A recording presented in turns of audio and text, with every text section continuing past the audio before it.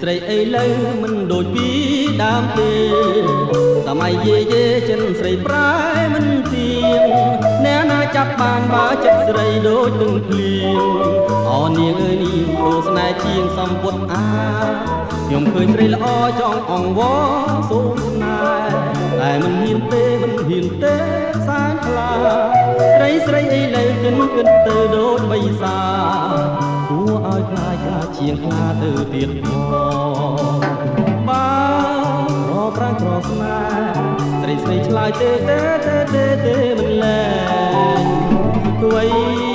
បើរូបយើងភ្លេងភ្លេងយ៉ាងណាតែគ្មានប្រាំងគឺចាស់ហើយគេថារូបខ្មៅតែប្រាក់សច្បាស់ណាស់គេថារូបចាំងតែប្រាក់ក្មេងក៏ត្រូវយេស្រីអីលើ